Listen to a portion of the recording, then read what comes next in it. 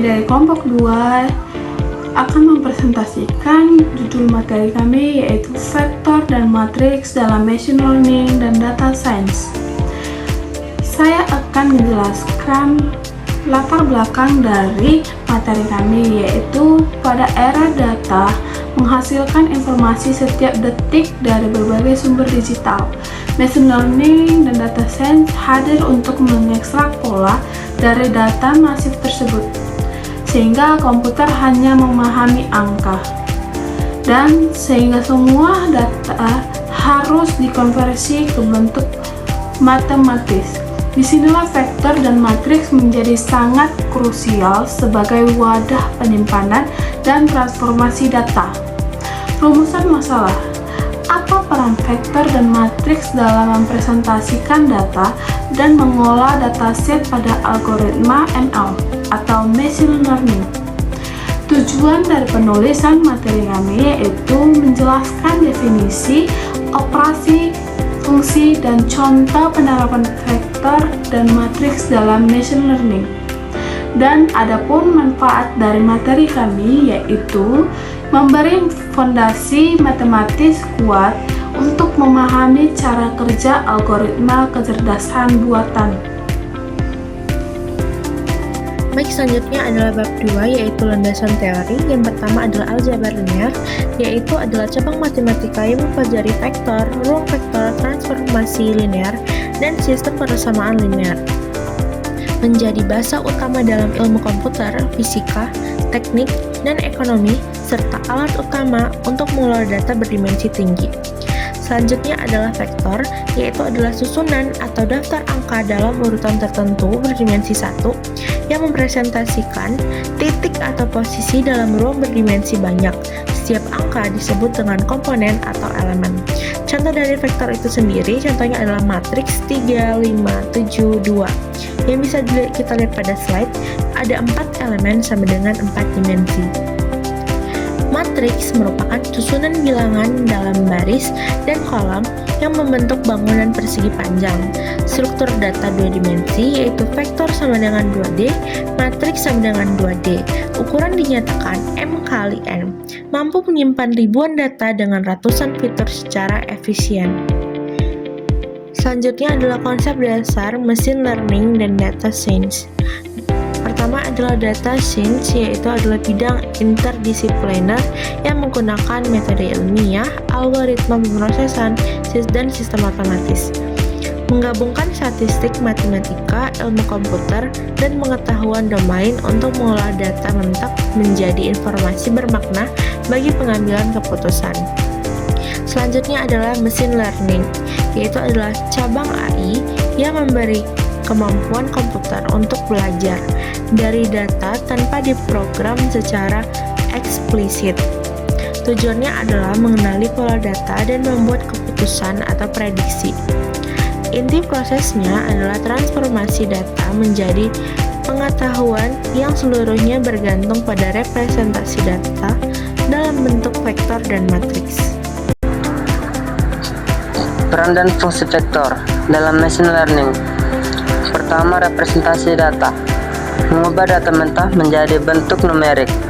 Contohnya mahasiswa 160, 55, 85, 90. Ini mencakup tinggi badan, berat badan, nilai mata kuliah, dan nilai program.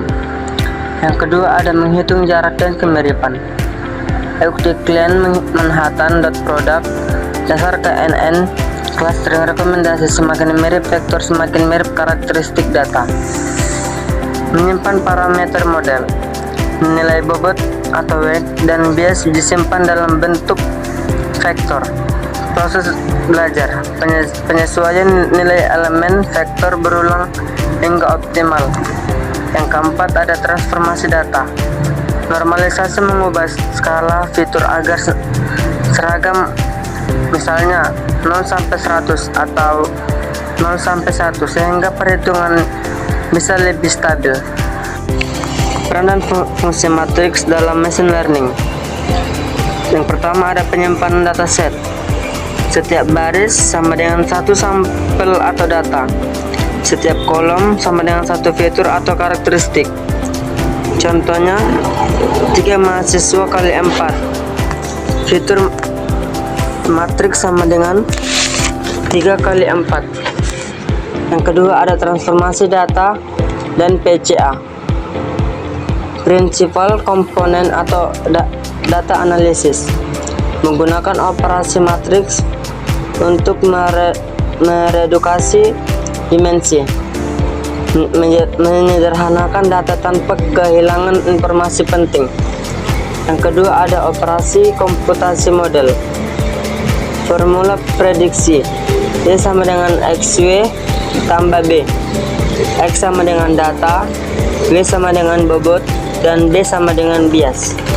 Matriks memungkinkan komputasi seluruh data lain sekaligus. Yang keempat ada data tidak terstruktur.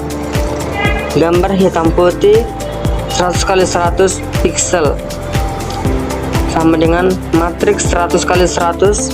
Gambar berwarna memiliki 3 matriks: merah, hijau, biru. Selanjutnya, saya akan menjelaskan mengenai operasi vektor dan matriks yang sering digunakan.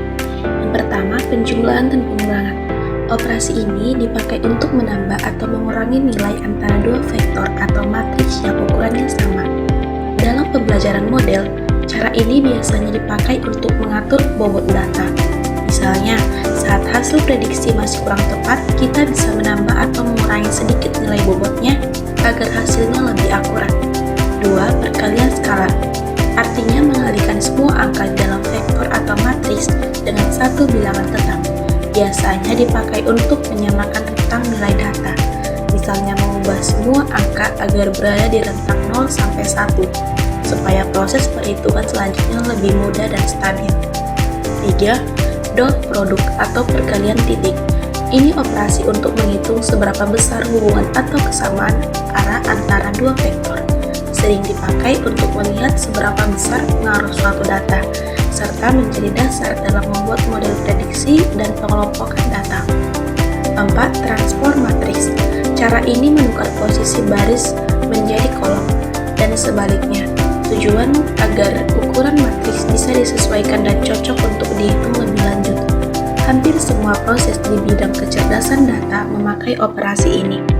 5. Inverse matriks. Digunakan untuk mencari solusi dari persamaan matematika yang berbentuk garis lurus. Sering dipakai dalam metode perhitungan yang pasti. Misalnya untuk membuat model peramalan yang lebih tepat. 6. Determinan fungsi untuk mengetahui sifat dari suatu matriks, apakah bisa dipakai untuk perhitungan lebih lanjut atau tidak. Juga dipakai untuk melihat pola data dan mempermudah proses pengolahan data dalam berbagai metode analisis. Penerapan pada algoritma machine learning. Pertama, kita akan bahas yaitu 1. Regresi linear. Memprediksi nilai kontinu atau harga rumah suhu. X sama dengan matriks data ribuan rumah. W sama dengan vektor robot yang dipelajari. Hasilnya vektor prediksi Y untuk semua data sekaligus.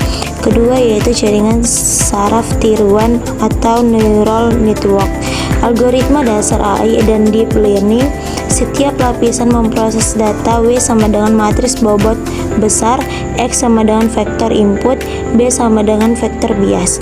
Matriks multiplication inilah yang memungkinkan ChatGPT dan pengenalan wajah bekerja. Ketiga yaitu analisis komponen utama. Teknik reduksi dimensi berbasis matriks. PCA menghitung matriks covariance dari data lalu mencari vektor dan nilai eigen untuk menemukan arah variasi terbesar. Contoh soal yang pertama. Diketahui matriks data.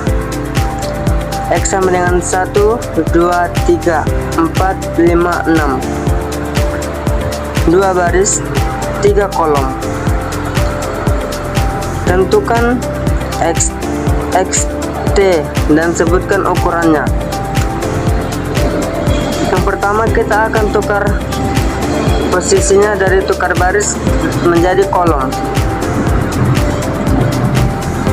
Baris yang pertama 1, 2, 3 kita ubah menjadi kolom dan kita uraikan ke bawah.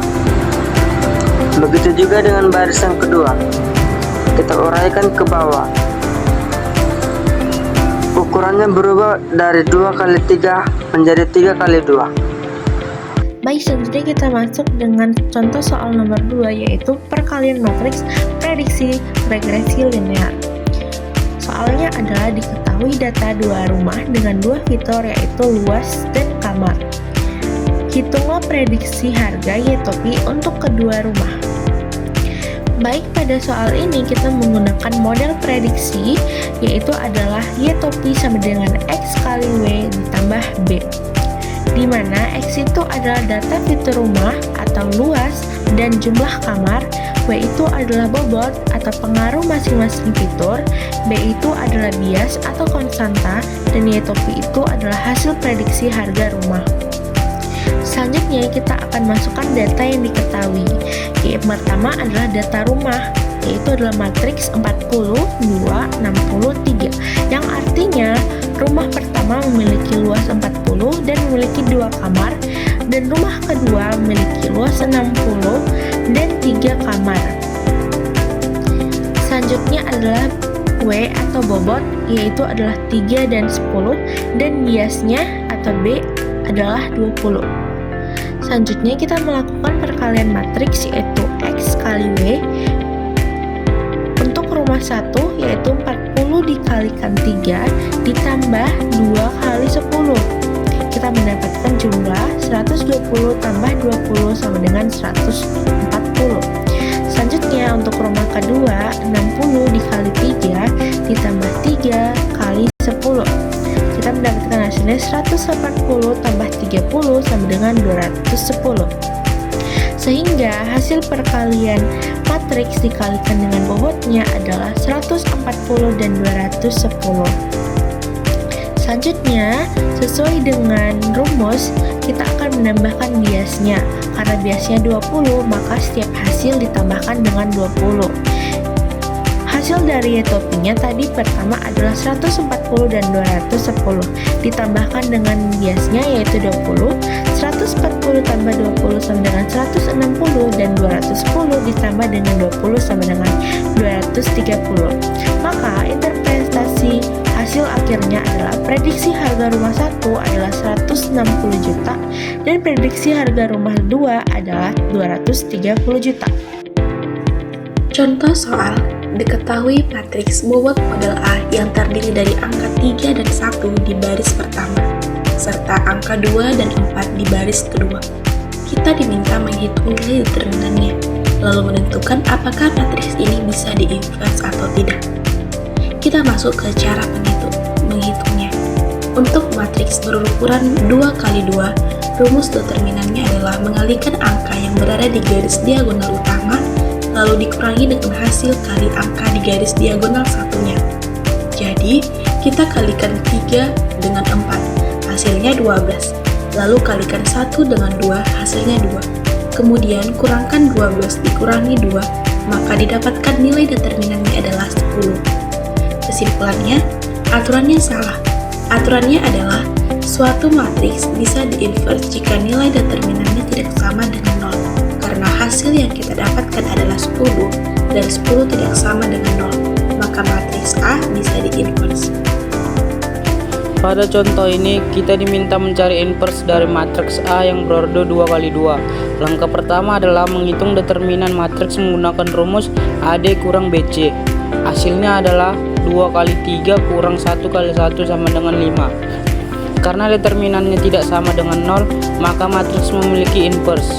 Selanjutnya kita gunakan rumus invers matriks 2 kali 2, yaitu menukar posisi elemen diagonal utama dan mengubah tanda elemen di luar diagonal.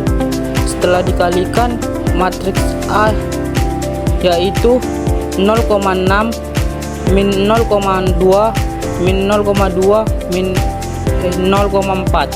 Jadi invers matriks digunakan untuk menyelesaikan berbagai permasalahan matematika seperti persamaan linear dan transformasi data.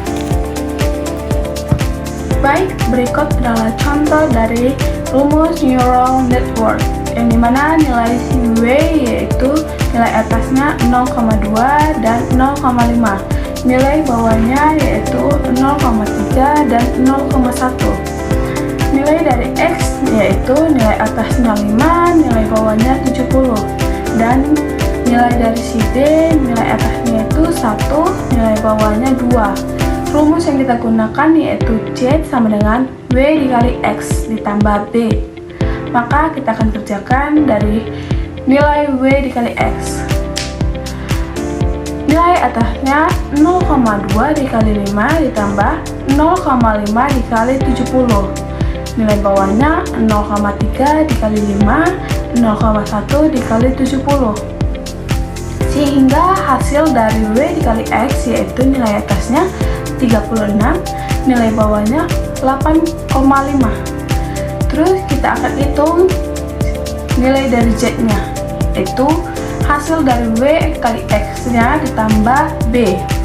Tadi hasil dari nilai W dikali X yaitu nilai atasnya 36, nilai bawahnya 8,5, maka kita tambahkan dengan nilai B, yang dimana nilai atasnya itu 1, nilai bawahnya 2. Kita tambahkan 36 ditambah 1 yaitu 37, 8,5 ditambah 2 sama dengan 10,5. Maka nilai akhir dari soal yang tadi kita kerjakan yaitu Z sama dengan 37 dan 10,5. Studi kasus representasi di gambar dan teks. Pada slide ini dijelaskan bagaimana gambar dan teks direpresentasikan dalam bentuk angka agar dapat diproses oleh komputer atau algoritma machine learning.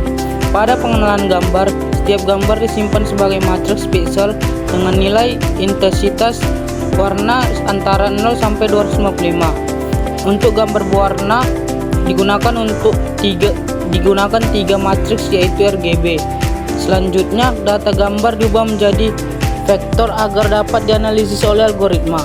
Sedangkan pada pemrosesan teks atau NLP, teks tidak bisa langsung diproses oleh komputer, sehingga harus diubah menjadi vektor menggunakan metode seperti back of words atau TF-IDF. Setiap kata akan memiliki nilai tertentu berdasarkan frekuensi kemunculannya. Kesimpulannya, baik gambar maupun teks perlu diubah ke bentuk numerik, yaitu matriks atau vektor, agar dapat diproses dan dipelajari oleh sistem machine learning. Oke, kita masuk ke kesimpulan. Pertama yaitu bahasa komputer. Semua data atau teks, gambar, suara harus dikonvers ke vektor atau matriks agar dapat dipahami dan diproses komputer. Kedua yaitu fungsi utama.